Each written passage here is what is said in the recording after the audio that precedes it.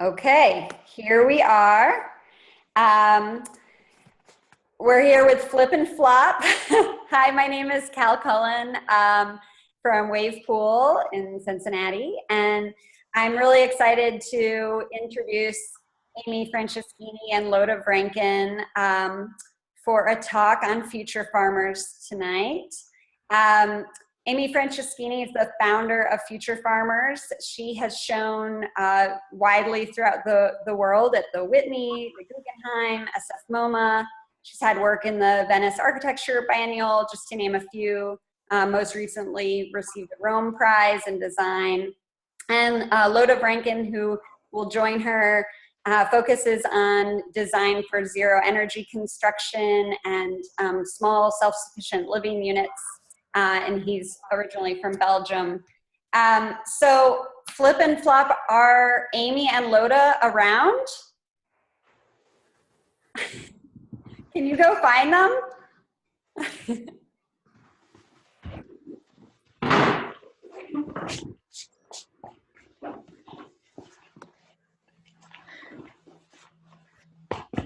Oh, hello. Oh, Loda's shy, so Flop is gonna hang around with me while I talk. Are there people with us? Okay. Hello, people with us. Thank you, Cal. I'm Rachel Hammerline.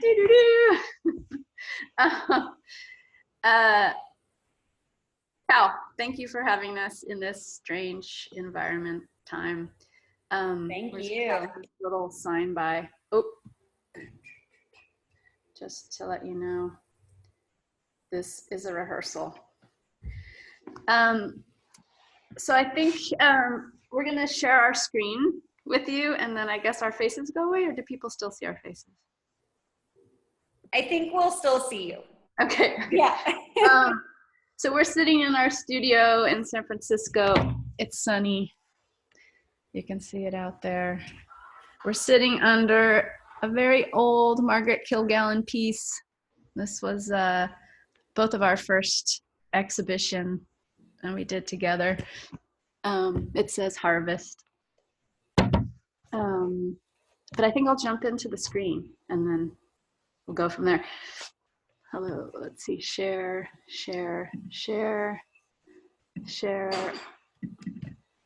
and disappear. Okay, so what you're looking at here is a illustration of Futurefarmers as of 2018. We had an exhibition at Yerba Buena Center for the Arts. I don't know, Flop, you're making me nervous. We had an exhibition and we tried to show, it was a retrospective, and we tried to show kind of a continuum of our work from 1994 to present. And one thing that Futurefarmers had started in 1994 was an artist in residency program. And it was really because making work alone is lonely. We were a design studio, and we were doing design projects, and we had enough money to bring in artists in residence from all over the world who would stay anywhere from 3 to 6 months. And that really formed the basis of this larger working group called Futurefarmers. So this is a portrait of the people, places, and projects of Futurefarmers. And the rocks below are representing all of the people we had who had actually touched work together with us. So we, there's more people than this, but for the retrospective, we were trying to put the essential people who have co-made work. And since we couldn't afford to fly them all to San Francisco, we asked if they would send a rock from their respective locations. So these are the rocks from different parts of the world. This is just a close-up. So people have come from many different places, and we often continued to work with them over the years. The next image I want to show is more about our working methodology. So on the right is Michael Swain, and on the left is myself. And Michael Swain is an artist and thinker and maker who I've worked with for 23 years now. And often we start by just doing something together to get to an idea, and we don't know what it's going to end up like or where we're going. We just say, let's do something and see what happens. And And we'd always wanted to transform an American toilet into something else, because the porcelain toilet that we all visit often is quite a wasteful tool in our life. It's an institution in the American home that's quite flawed. It wastes so much fresh water. It's ridiculous that we're allowed to have these. There is a transition to low flow toilets, which presents a problem of these porcelain toilets in the waste stream. So to kind of enter into an inquiry or a project, we made some masks and some aprons and smashed this toilet. It was very easy to smash it into big shards, but then it took us several days to crush this into smaller and smaller shards. And as we were crushing it, we thought, let's reform these into something useful. So we made a series of porcelain bricks out of one toilet. And as we were doing this, we started to research these porcelain toilets and thinking about Marcel Duchamp and the idea of this toilet in the museum and the ready-made, and kind of taking something in everyday life and putting it into the museum, and it becomes art. And that's something that we kind of wanted to smash and get the everyday thing back into the everyday life.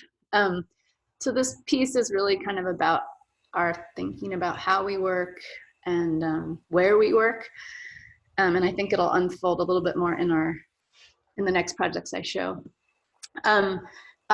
So while we were doing this, the Center for the Book asked us to do a book project. So we asked if we could do a brick project, and we proposed to make a limited series of brick molds that hold these bricks, and then a book about our process and thinking around this project called erratum. So in printmaking, erratum is when, in the old days of movable type, there was a lot of mistakes were made because it was easy to put an E upside down or mix an E and an A. After a book would be published and there was an error found, often the printers would send a sheet in that people could put in their book that was called an erratum, and it was basically a correction of an error. So we were playing with this language of the word erratum, thinking about the toilet as this huge error in design and our sort of correction of it in this form of a brick. Here's a picture of the brick form that's actually usable. So if people wanted to make bricks, they could do it themselves. Also, I just throw it out there, if anybody has questions during this process, you can try to send them, and I'm happy to answer them in the midst of this talk. Okay, so the next project I want to show is part of a series of public art projects. So the project I showed you just now was more of a distilled formal sculpture. This is a project called Soil Kitchen that we did in 2011, and we were commissioned by the city of Philadelphia to imagine Philadelphia as the greenest city by 2015. You have a question? Someone's blinking. So we proposed to occupy an abandoned house, abandoned row house, and turn it into a soil testing facility for people in Philadelphia. Because one of the things we found in thinking about how to make this city the greenest city in the US is the amount of fallow land available to transition into food production. So there's tons of brownfields in Philadelphia, and they're not so badly contaminated that they can't be cleaned up. So we wanted to kind of breathe wind into the idea of transitioning this fallow land into productive land. So this was a poster for the project. We often start with sketches of ideas, and we were sketching this windmill on top of the house, and a curator came by to do a studio visit and said, "What's up with the windmill?" And we said, "Well, Don Quixote is kind of an inspiration to us, and this idea of tilting to the windmills in the book was this critique of the Industrial Revolution, and we're trying to think of like, what are the new tools for the greening of Philadelphia in this post-industrial city, and the windmill seemed to be this kind of beautiful icon of hope." And the curator said, "Oh, there's this place in North Philly where there's a Don Quixote monument, and there's an abandoned building across the street. Maybe you can get that building." So we went on Google Maps while he was here, and if you see on the right, there's this little statue of Don Quixote pointing at this building across the street. So we asked the city to call the owner of this building, and not such a long story, but a good story. He gave us permission to be in this building for several months and gut the bottom floor, which used to be a kitchen, and turn it into a soil kitchen. We worked with the local garden, urban garden, who had transitioned a brownfield into a booming urban farm to use their vegetables to make soup. So we ran a soup kitchen in the bottom, and we ran workshops every day. It was just a 6-day project, but we commissioned workshops that were relative to soil science or wind-powered innovation, or anything people in the neighborhood wanted to run in terms of a workshop. So we mounted a windmill on top of the building and ran a drive all the way through the building that turned these little wheels in the ceiling. So you'll see this kind of network of wheels, and it lightly produced enough electricity to light up the lights. So kind of a second layer of the project was to propose to put windmills on all of the abandoned houses until they were used and illuminate them from the inside and produce power. So to turn this kind of deficiency into some sort of productive entity. We were really lucky during our project. The government was on furlough. We had this moment where the government closed and the EPA had time to donate their high-tech soil science tools. So they would come, people would bring their soil in. They would get tested by the EPA with this kind of high-level testing for arsenic and cadmium and lead. And if there weren't high levels of those contaminants, then they would come back into the soil kitchen, and soil scientists and soil science students would talk to the people about the nutrition value or just kind of what their soil was made up of and what they could grow in their soil. So on the left here, you'll see we took little samples of everybody's soil when they came in, just to show this kind of growing library of soils. And then they would go through this process of the EPA testing. They would wait for maybe an hour, maybe 20 minutes, and they could have soup and take a workshop, or they could come back later. After a couple of days, this place, word got out that Soil Kitchen was happening, and it just started to take on a life of its own. People started doing their own workshops. This was a kind of a public gathering around trying to make 10 demands to the mayor to transition or to spend money on transitioning brownfields into farms. So these were all farm projects from around North Philly who were kind of making this series of demands. This was the back of the space that was every day. Sam Newman ran a workshop where he showed people how to make kind of wind power from bicycle parts. So you could just come in and take pictures and do it at your house, or you could come every day and he would lead a series of workshops. So that project was only 6 days, but the EPA took it on as a program that they've run in several cities. So I think it's run in Austin and Chicago, where else? Anyway, Seattle and different parts of the country. They wanted us to carry it on, but we kind of just wrote a score and they continued to do it. Cal, do you want to do questions in between, or you want to wait till the end? Like if people have questions about a specific project. I think if people have questions, you can go ahead and type them into the chat, and just as we go, and I'll let you know, Amy, if anyone has one.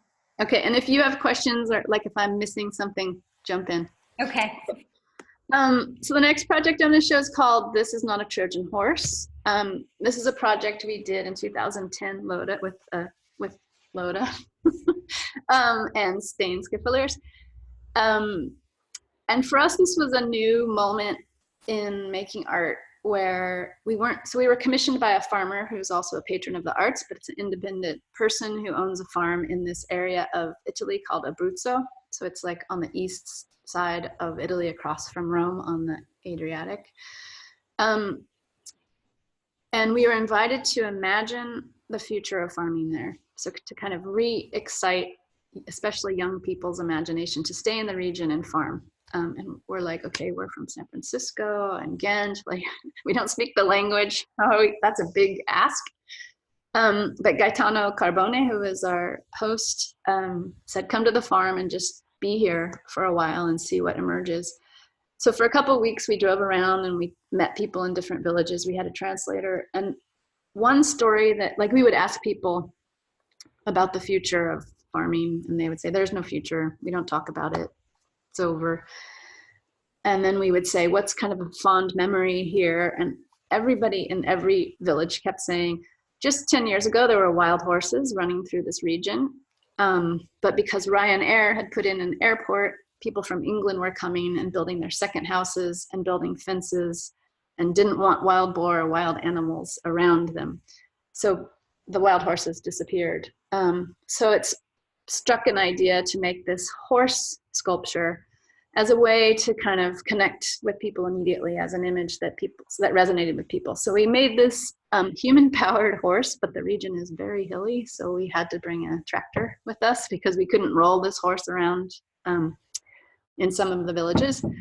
And we toured the region for a little bit under 2 weeks. And the thing that was great for us is if we were working with a museum, we would have had to make a map of our plans. We would have had to announce ourselves before we came.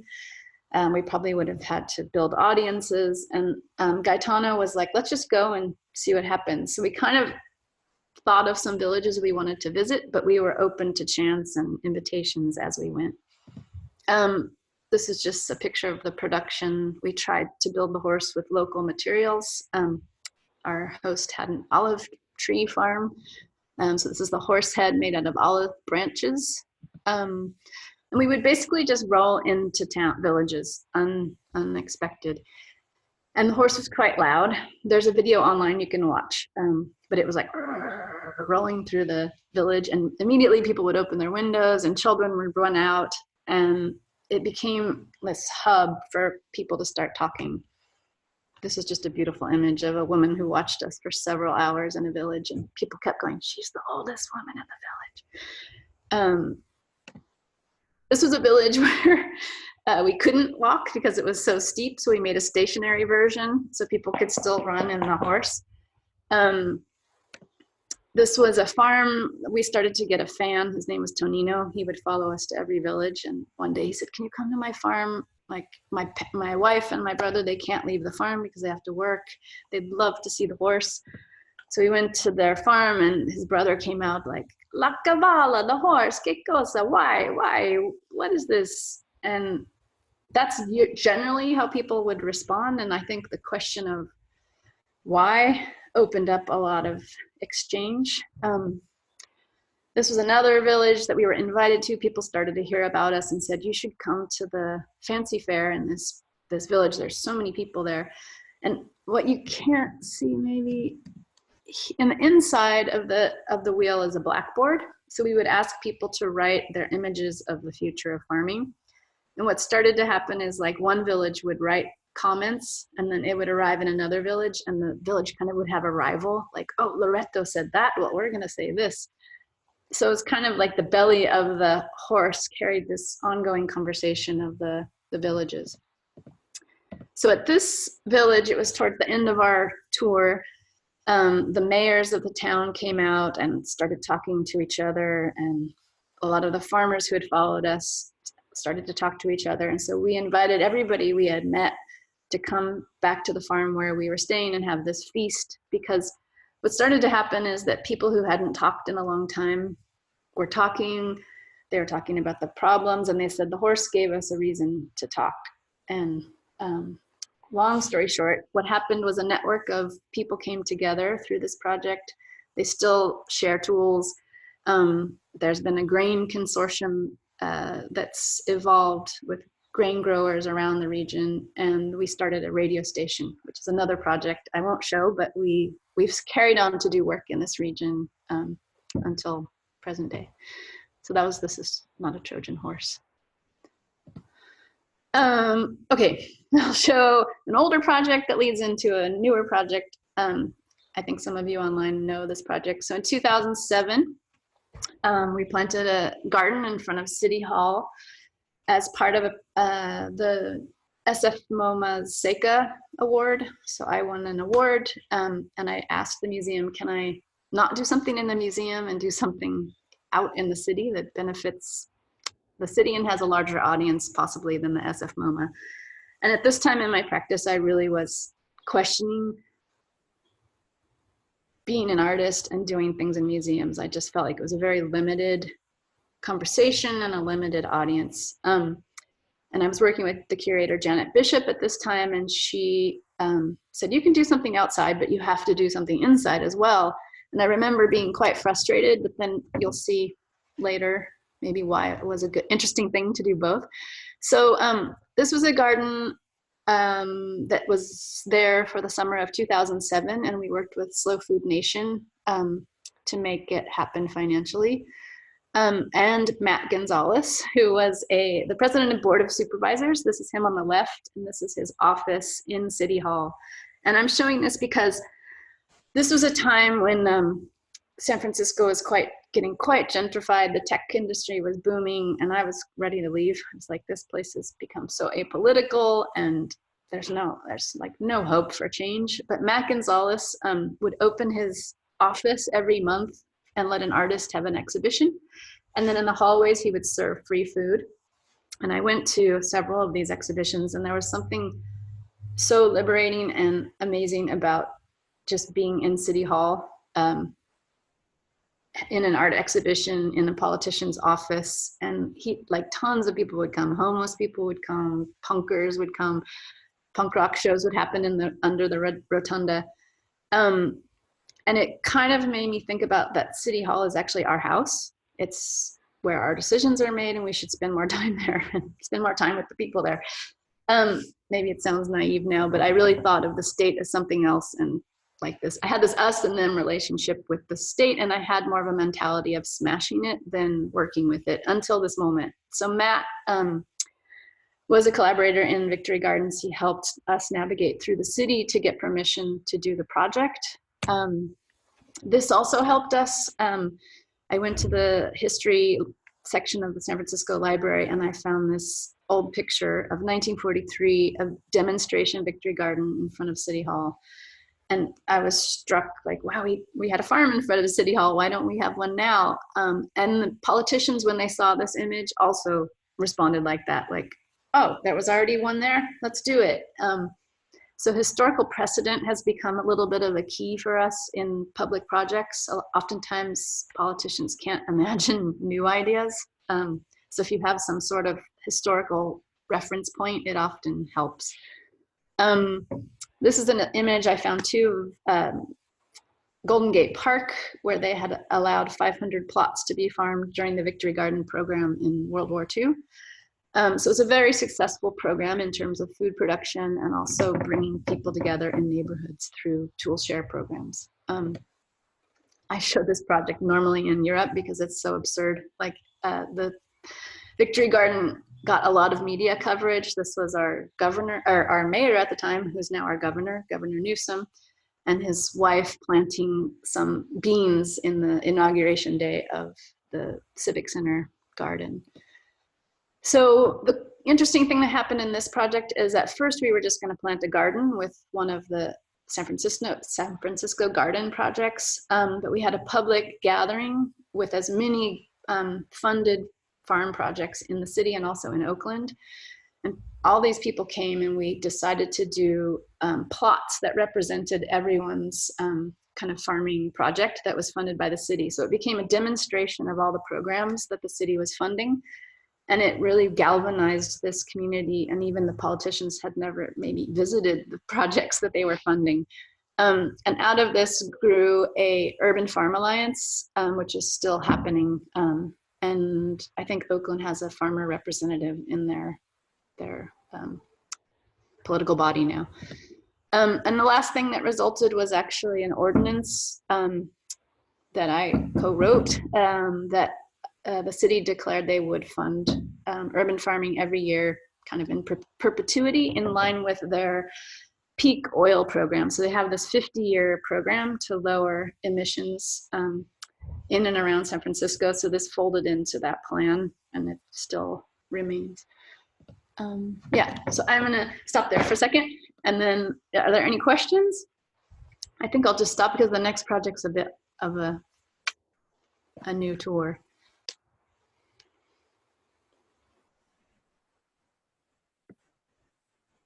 Al, do you have any questions or I don't provocation? see any questions yet. Okay.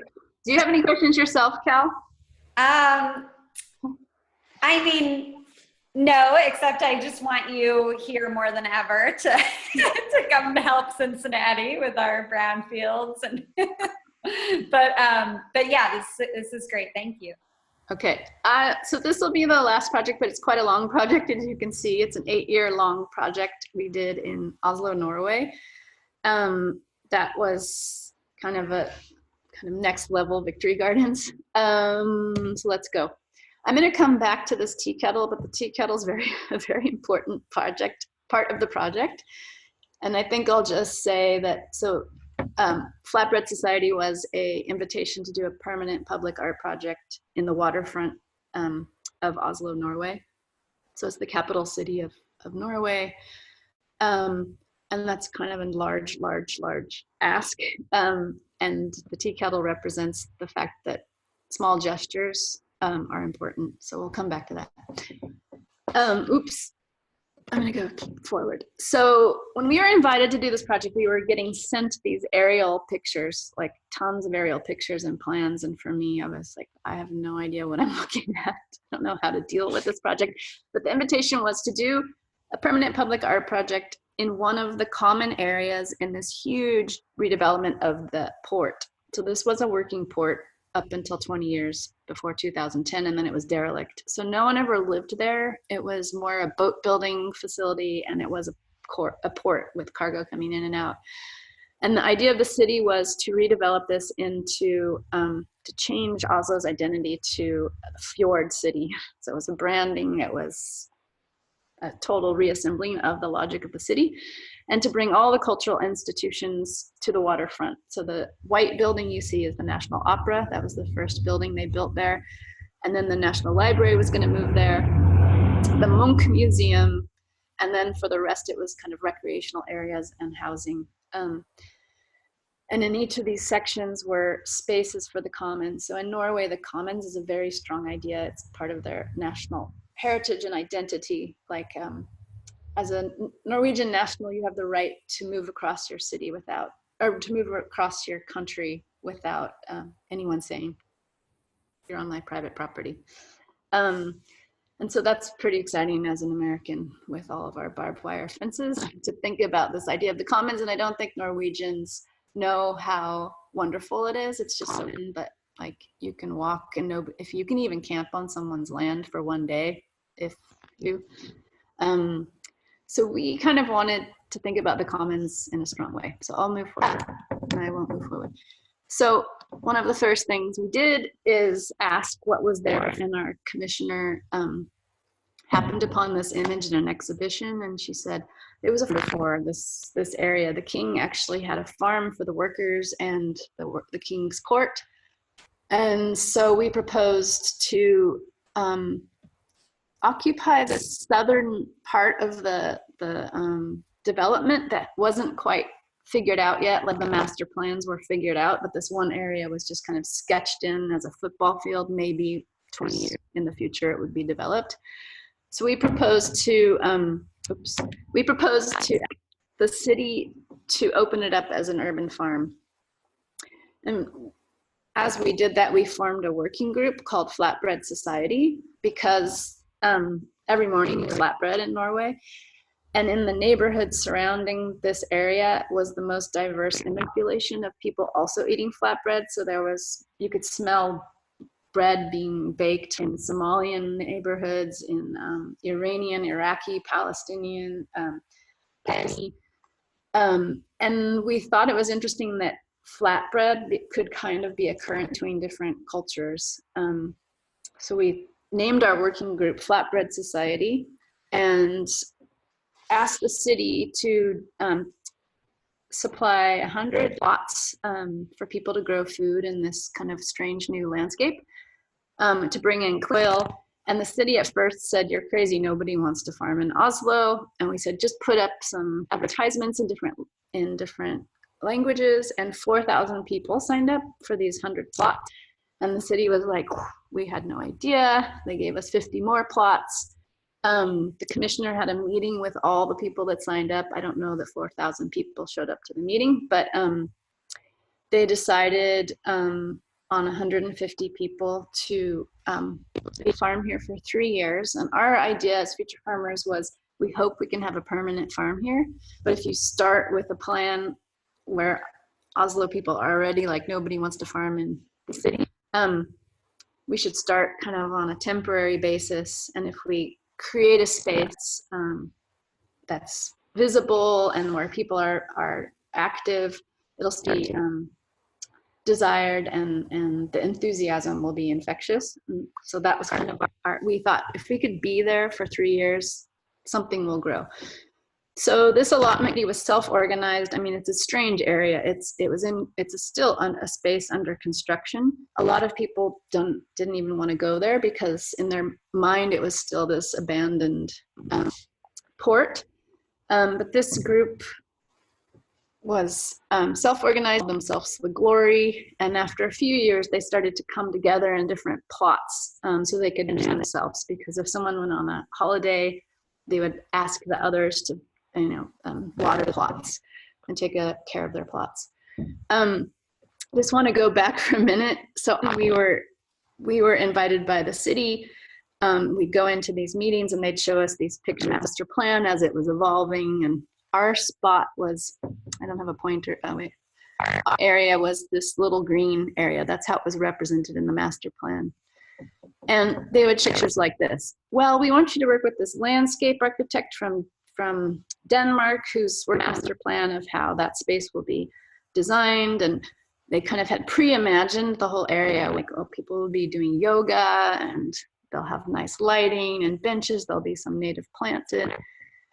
And we were like, we'd rather, if it's possible, just be present and work with people to design the space instead of kind of imagining a space and hoping people come use it. And the landscape architect was like, well, that's really messy and that's going to take a long time. We said, we're in for it.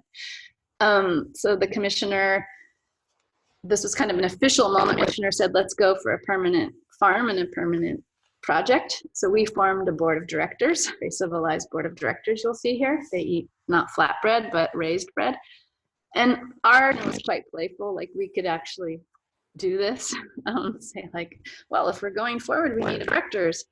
And we kind of assigned people we knew as our self-proclaimed directors. And in the first year after the allotments, we proposed to put a temporary house. So in Norway, a bakehouse is something that's in a rural area that's a shared bread of. A slaughterhouse is usually there as well, and a mill.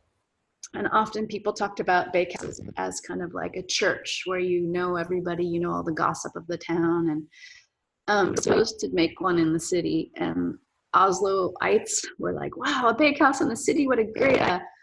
But before proposing to do a permanent bakehouse, we thought we should bury one and test it out and see if it would even be useful or used or interesting. So this was in summer of 2013.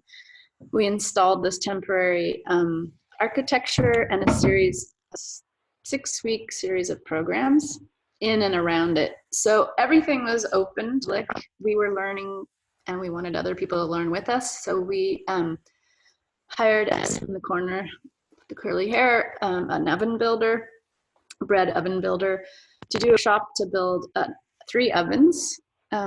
So people could come and join us and learn to build from Sten. We designed a oven that had 3 different ovens. So this was kind of the mothership. So there was a pizza oven, and on the left a tandoor oven, and on the right end in my window, on the right, there's like a flat oven. That's a Norwegian oven. And then in between was a heated bench. So people come by on their boats and running and kind of like, what is this here in the middle of dark? Oops, how do I go? Wait. This was an image of a group of scientists that were visiting at the university. It was a climate change conference. They said, can we come to the bakehouse and bake after our conference? And we were like, yes, great. This was a anti-GMO demonstration who was doing a demonstration through Oslo at a time when the EU was trying to pass a law against the, or they were to privatize, or trying to make it illegal to grow non-certified seeds. Asked, can we end at the bakehouse and have soup? And we were like, great, come. So people started using house in ways we hadn't programmed. This was a group of immigrant teens after school, and immediately the tandoor was something they knew. They were laughing at how we used it. Like, you guys are burning yourself. You have to put your hand in a bucket of water before you go in the oven. And it was kind of a languageless way that the tandoor would bring people together, especially across different cultures. This was the anti-GMO administrators. We asked them if we could sow seeds together to install an ancient grain field, the next allotment field, that would demonstrate a true commons. So the ancient grains in this moment were uncertified seeds according to the EU. And we wanted to plant them here and create a space where non-certified seeds could be grown in perpetuity. We kind of created a manifesto together about these seeds and this site, and to keep them out of the stronghold of companies. And we started to use seeds as social media. We asked all the groups to sow with us. The media came, and in this project, the media became quite an important bridge for us to do a permanent project of this sort. This was in the year 2 where the allotments were still there. We did a test plot of different types of grains to see it grow there. This is Johan Sward, who is a local farmer who we consulted with to find the ancient grains.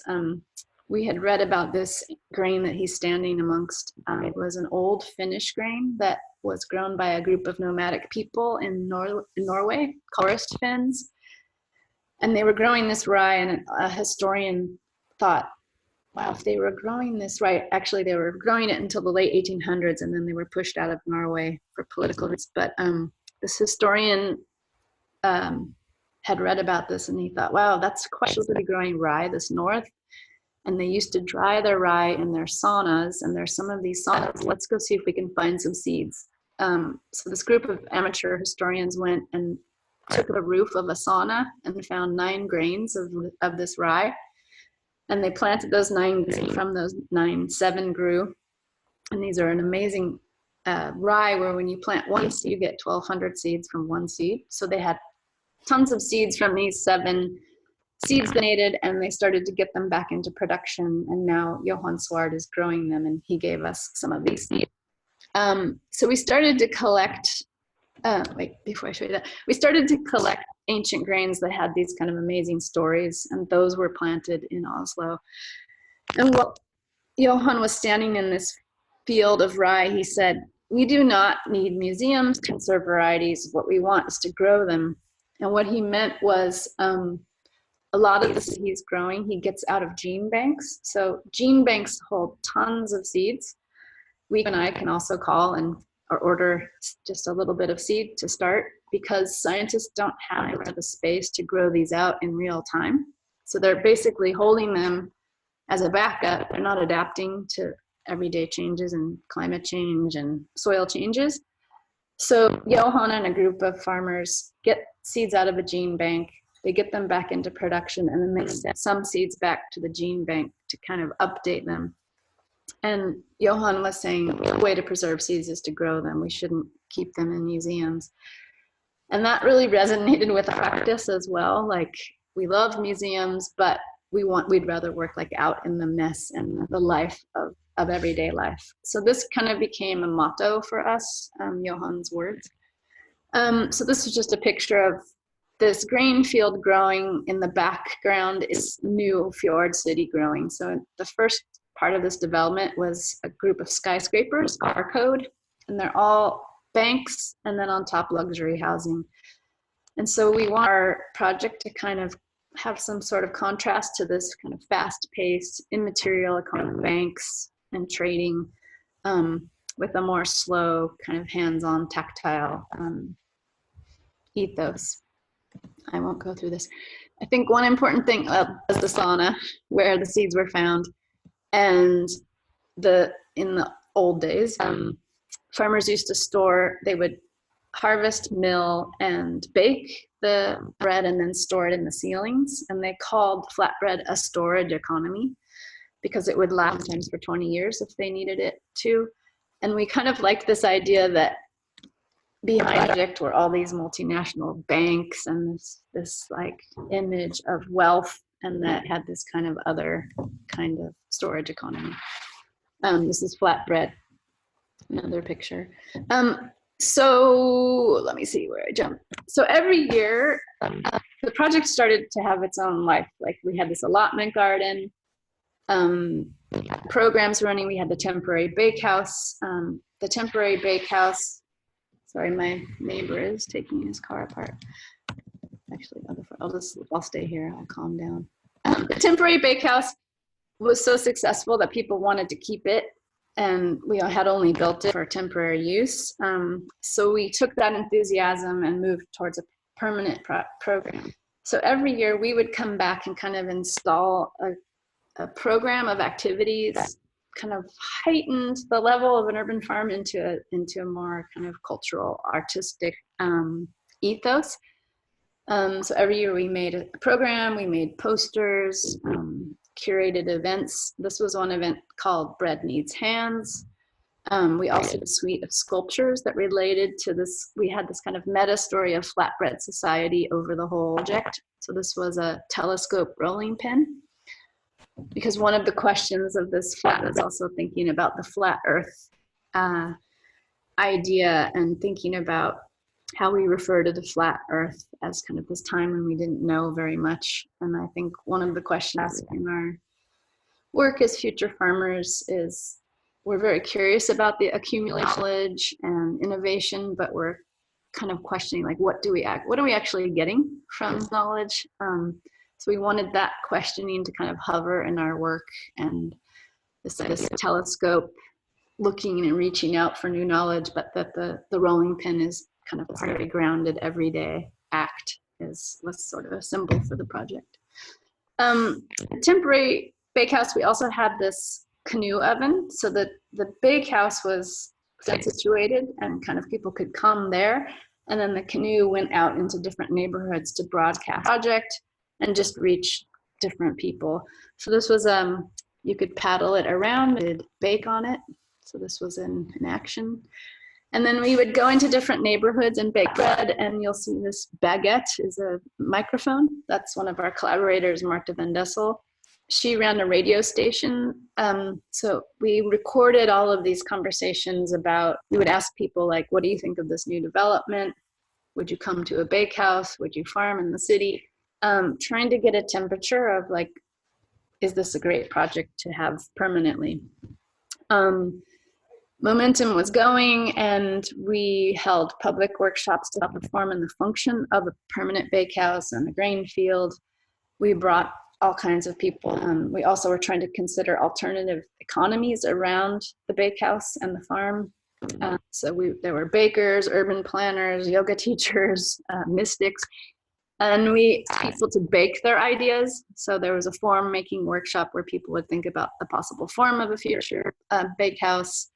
And then we baked them in the bakehouse and laid them upon this kind of tray that we could all stand around and talk around. So it was a continuum from open to closed. So one question we had was access. If we have a permanent bakehouse, is it completely anybody can come 24 hours a day? Or is it on the other end completely closed with one key holder? Or what are the possibilities in between open and closed? And so we workshopped around this, and then we had the forms relating to the different variations of access. So this was going, and our commissioner, basically the permanent project was like, you can go, you can make a permanent bakehouse, a permanent farm. One problem we had is we didn't have soil on this land. So what you're seeing, the site where we were was on top of a tunnel that the city had just built that goes under so all the freeways were going under the city.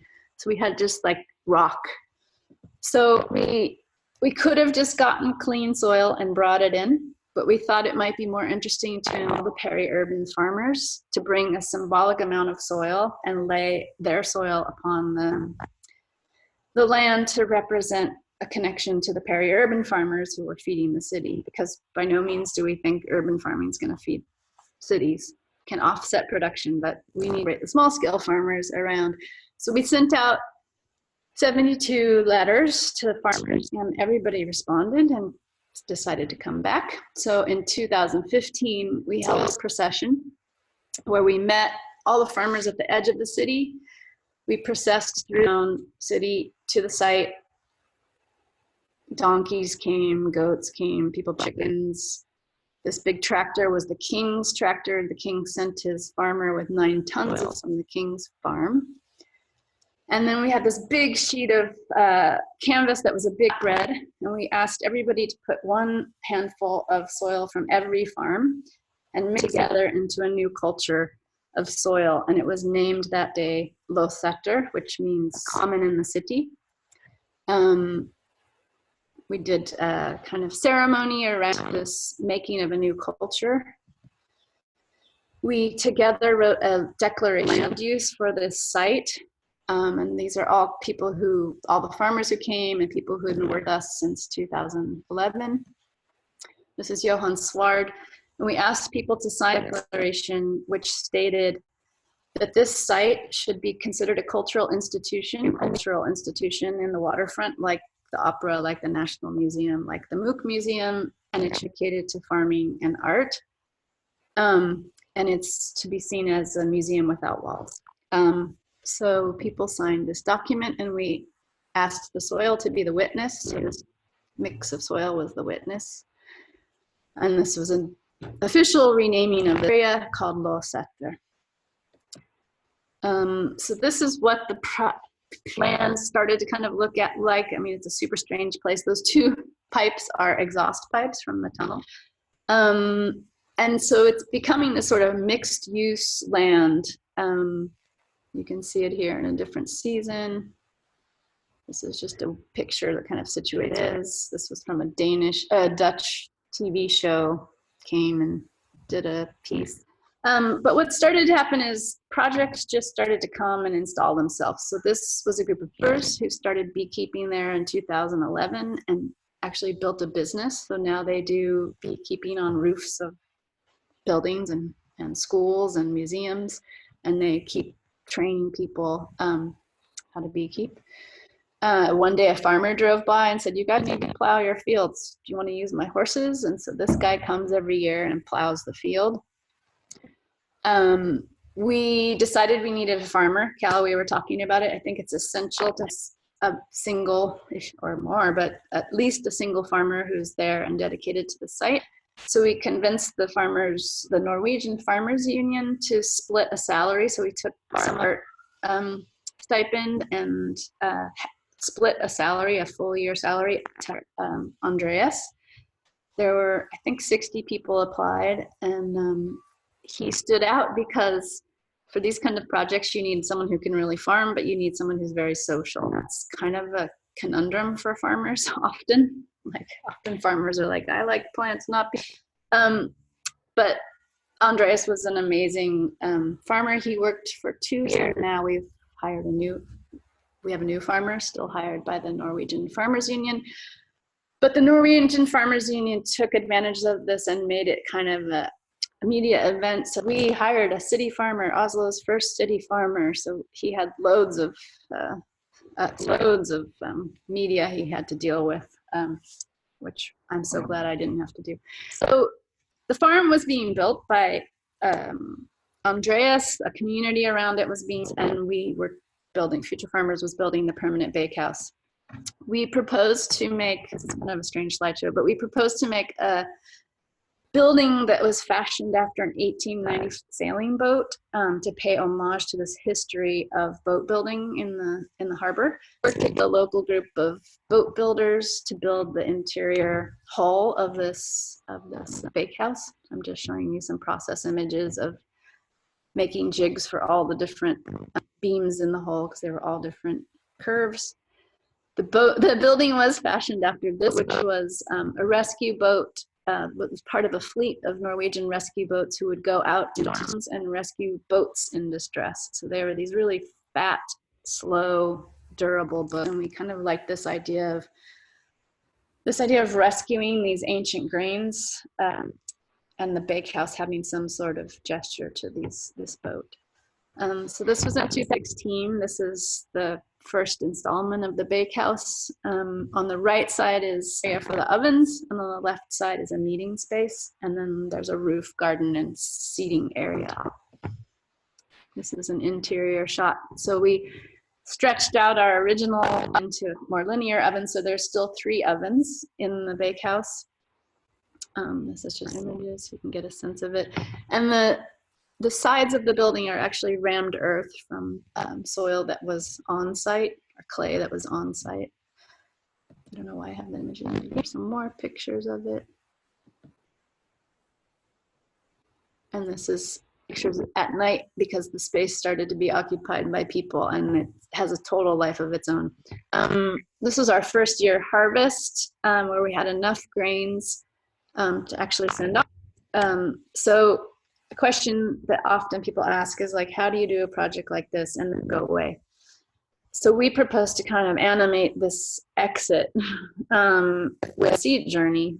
So we proposed to our commissioner at one point, wouldn't it be great to take these seeds verse journey back to where they were domesticated in the Middle East? And she was like, fantastic. And we were like, oh no, we have to do this project. Be careful what you wish for. So we commissioned a Colin Archer boat, the same one we fashioned the house after, to go on this journey and return these seeds for 1.5 years back to the east. So this was our first year harvest. We carried down to the waterfront on a mast. Grains are hanging on a mast, and all the people that we had worked with over the years brought provisions for us. We made this timepiece to carry the original Finnish rye with us as kind of an homage to origins of this journey. And we went on board, provisions were given, grain given, and we sailed off on this boat, the Christiania. To send off, other old Colin Archer boats came with us. And this is a map of our, so we went over a 2-year period, went from Oslo to Denmark to London to Wales to Belgium, and then we spent the winter in Belgium. And then we started again and went to Spain. Then we stopped with the boat and continued journey by foot and other means for another 6 months until we got to Istanbul. And I can talk about that a little bit more in questions and answers. So it was basically a group of rotating artists and anthropologists and farmers who would go to different locations and do seed sharing. So we would share our seeds, we would collect more seeds, we would have seed ceremony, other farmers would come and do exchanges. And we were always hosted by a museum space where we landed. This is just a fetish picture of our logbook. So every 4 hours we had to do watches, and at the end of the watch we had to log all of the data, and then something wonderful we might have seen. I think the best thing always was moonrise. This is just a picture of everyday life on the boat. And then like the Trojan horse, people would hear about our project, and this was upon entrance into the river, we heard from a farmer, Andrew Forbes, who was growing ancient grains in public gardens. And he said, can I bring you a sack of grain to take to Wales, and I'll tell you the history of grain on the Thames. So he literally hopped on from a pier onto the boat, and he brought his seeds, and we had our radio station, again, Marta Van Dessel radio, recording him and broadcasting very locally about the history of grains in the Thames. There he is on board, along with another artist who hopped on, Kate Rich. So every port we went to, Marta Van Dessel's climbing up the mast. She would put an antenna on the mast, and we would broadcast these interviews with farmers just very locally in the This was another artist who came on board, Kate Rich, runs a project called Feral Trade. So she's moving goods around through informal networks and also using sail freight. This is just an image of putting a radio station. fetish image, fetish image. We would collect from farmers we met in little vials that we would save all the way until Istanbul. And then we would have these ceremonies where we would share seeds more fluidly. We identified all the seeds and made seed cards for them, and then we would seal them in these little wooden vessels with wax, so they wouldn't get, even if the ship went down, these could kind of shore and be saved. And then we would display the seeds and seed stories in where we went in to different harbors.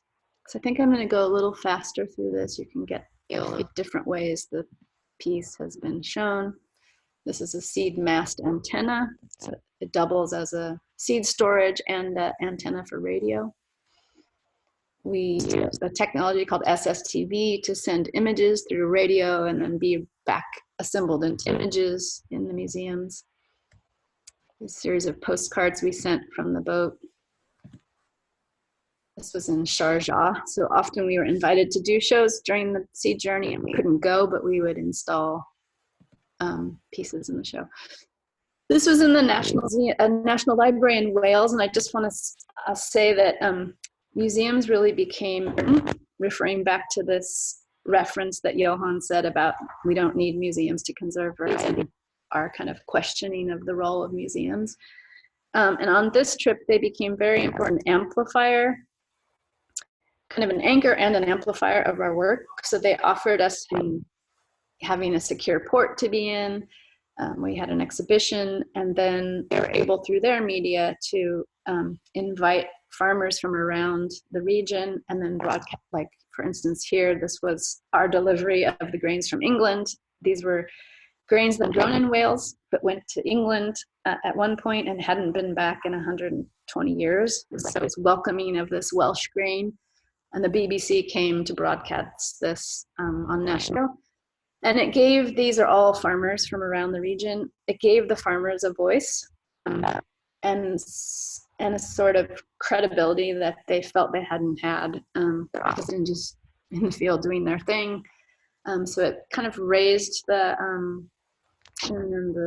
practice of the farmer onto the cultural stage. So I think that just an example of the fact that museums were very important in this project. This is another seed ceremony. I'll just go quickly. These were the packages we had in the seeds. This was a small little rescue boat where we held the seeds in case our boat went down. This little boat could float over. This is it exhibited in Yerba Buena. And every town we did things. So this was in Spain where we had a seed ceremony and local people came and brought this when we walked from the museum to the boat. People brought provisions. This was the boat with provisions. At this point, people were giving us heritage heirloom apple trees.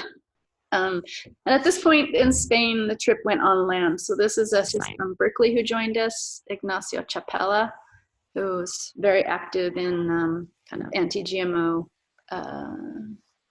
science and kind of defending and consuming the non-certified seeds. So he carried all of our seeds through the Picos de Yerba in Spain and shared and exchanged seeds with shepherds in the high altitudes growing grains. So these are some pictures. This is a grain storage in Spain. This was an old mine where they stayed the night. And that's the end of that. So I'm going to end on kind of a question of when you do these projects that are really about being in and of the environment and not necessarily the seed journey, we're not like making a new work. The work is the work. How do you present that in a museum? And I think that's the trickiest thing for these kinds of projects. I don't know that we've ever succeeded because the projects are live, they're dynamic, they're spontaneous, and then when they're in a museum, it's like static and fixed. So for Yerba Buena, we tried some things out. We tried to represent seed journey in a more poetic, distilled way. So this was a gallery in Yerba Buena where we ran public programs. It was a stage in a network of tea kettles that would go off and create this kind of fog in the room. because fog is a big protagonist on the sea journey. And then we ran some workshops. The first one was this workshop to make foghorns out of everyday objects. So these are just funnels and PVC pipes. And these are a group of designers from CCA that we've continued to work with now. And we tested them out. So I'm going to show you a video of this public program, and maybe you can sip on your beer, close your eyes if you don't want to look at it. But if you have speakers, there's a nice sound. And this was programs. And I think all, can you hear it? Not really. Oh no. Maybe, can you play it? I think I'll stop it. Or maybe. I can hear it, but it's through your, it's really like through bad. your speaker back. So. You know what? I think I might just watch it on their own. Yeah, maybe if you want to post the link that has really chat, good sound, and then we can all watch it. I can't find where it is. Yeah, because it's distorting the sound. Uh-oh, let me find it. The sound is terrible. There it is. Boom. Boom. Okay. Boom. There we go. So somehow the piece I wanted to end with is more of a performative way of articulating the sea journey and a way to kind of extend it to another audience. I don't know that it's successful, but I enjoyed the process. But I think I'll end there and open it to questions.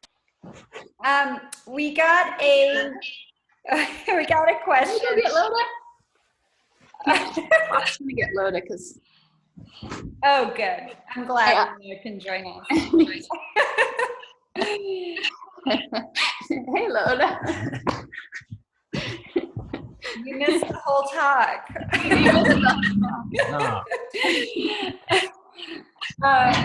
Okay, we have a question from Mary Jo. So she's thinking about how your work's related to surrealism, and I think you referenced Duchamp when you were talking about the bricks and the toilets. And there does seem to be like some relationship. I'm thinking about some of your objects like the rolling pin telescope, and so I think she would like to hear your thoughts on that, or if you see any direct correlation. I don't know if there is a direct correlation with surrealism. Anyway, I think the idea of the work is mostly install a sort of disturbance or wonder, sort of things that doesn't fit, that takes people out of their comfort or even their framework, and then sort of installing an urge of people to start to think for themselves, to self-organize, but through maybe sort of surrealism, definitely through a sort of weirdness, wonder.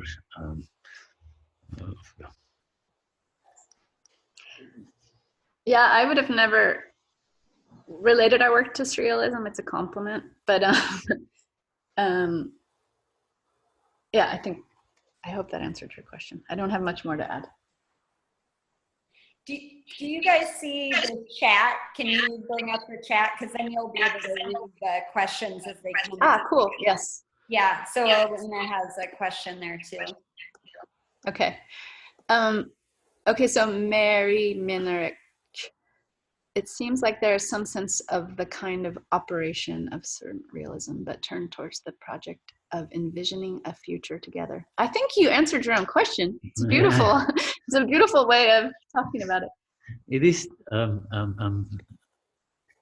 the idea is like, how can we sort of do things that where we can give away the project, so we can envision our future together, not as an artist vision a future and people can join in, but sort of in the disturbance and in the surreal, maybe the idea of surrealism, but the idea of unknown.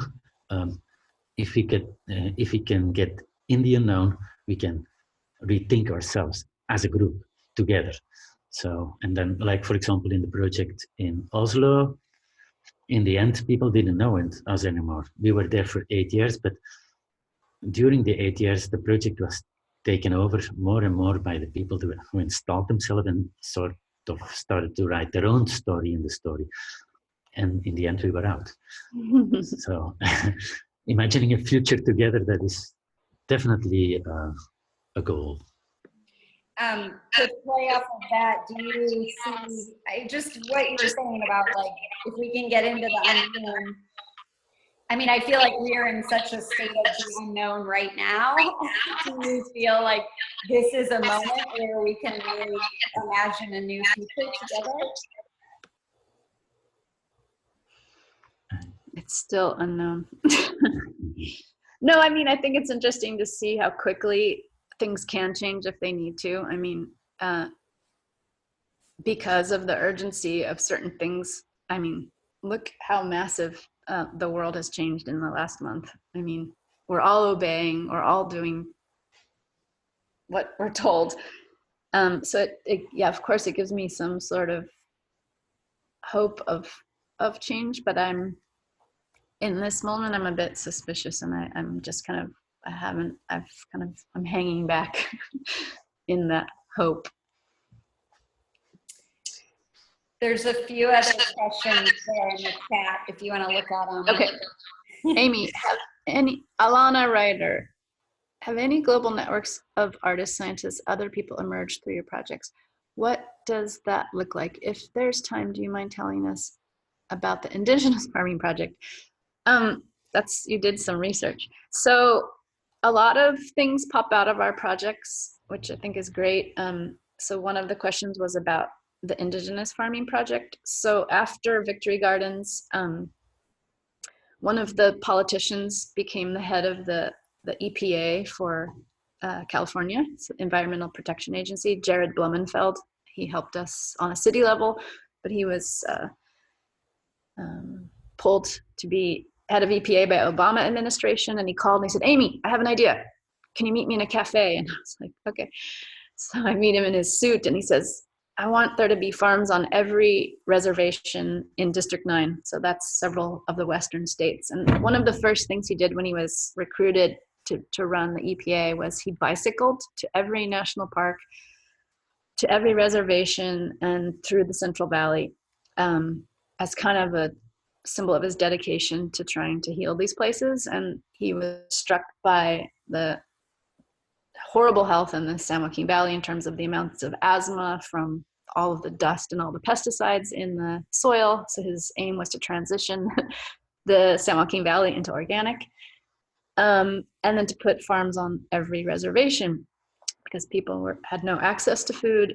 Diabetes was a huge problem. And I was like, I'm not the person to put farms on reservations. I think that's a very hard project socially and just even duration wise. So we had been working with a young farmer for a long time, but also in Oslo we worked with Anya Kamenskaya, who's a young farmer in Oakland and an activist dedicated basically to the preservation of small scale farming.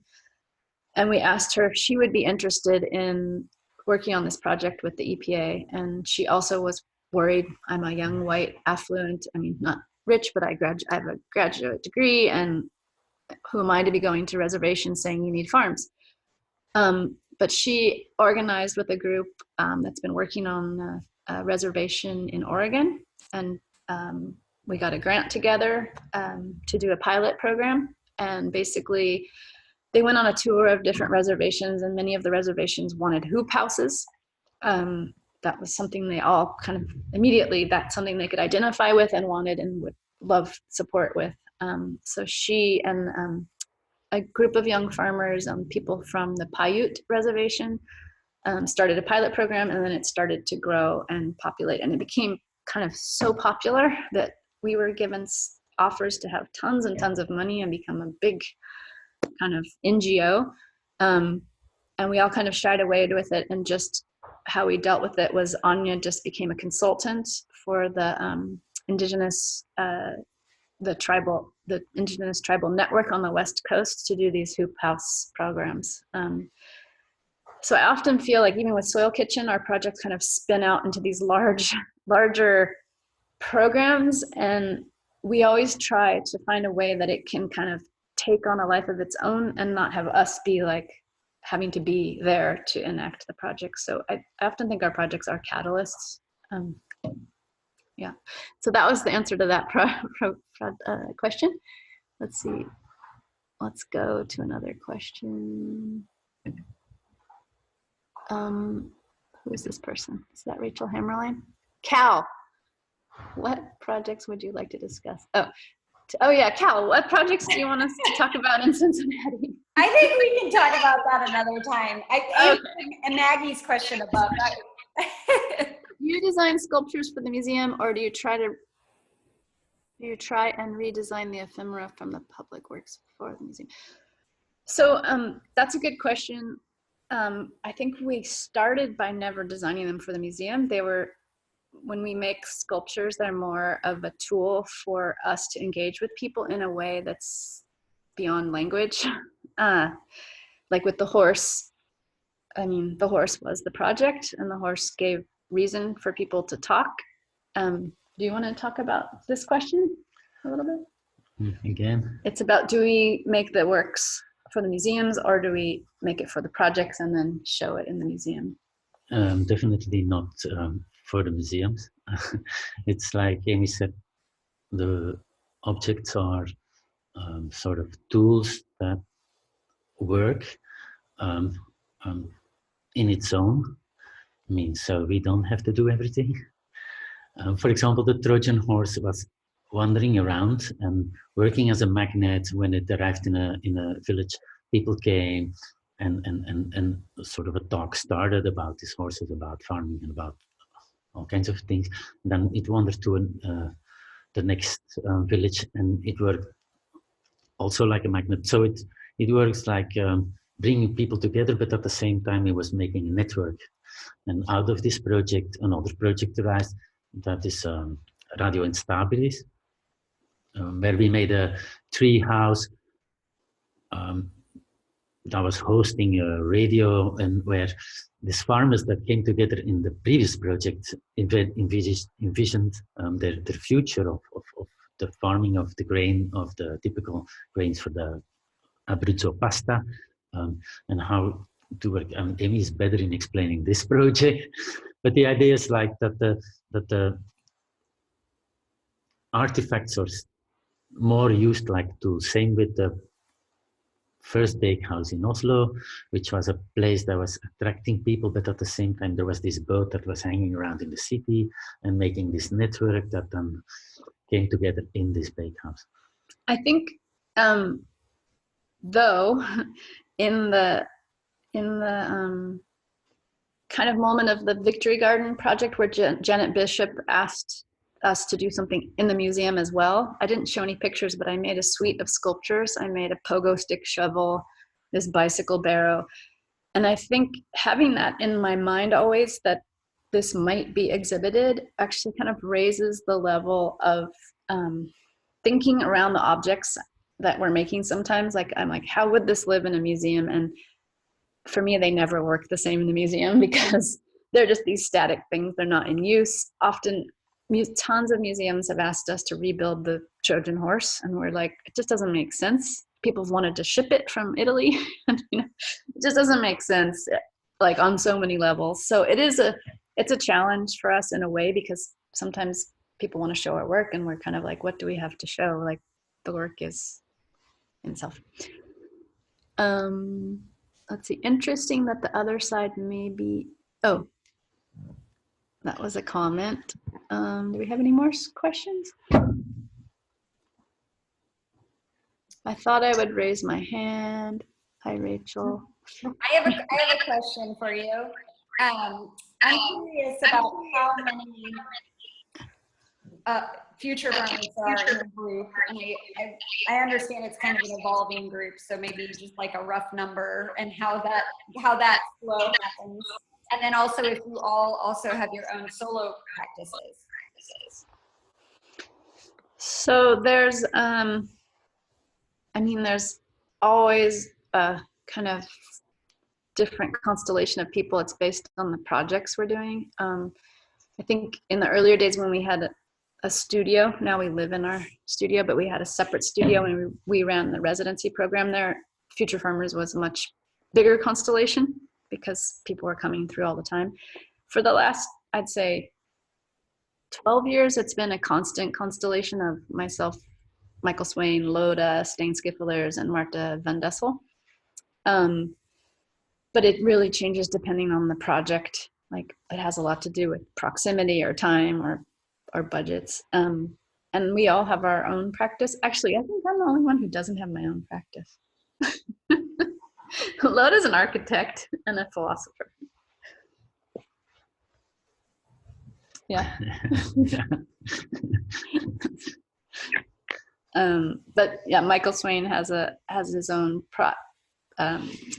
practice, doing a lot of performative work and walks, and Stain is a media producer for museums. Marta van Dessel is a kind of cyber feminist performance researcher, and yeah. Well, if there aren't any other questions, this has been really amazing, and thank you so much for this conversation. I don't know if you have anything else to add, but I think we're coming to an end of our time. So, no, I want to thank you for continuing doing this, even though we're all in our respective lockdowns. And if anyone has follow-up questions, you can always email us at info@Futurefarmers. We'll get you to Cincinnati one of these days. We'll come. Okay. Thank you, Cal, for everything. Thank you. Okay. Ciao.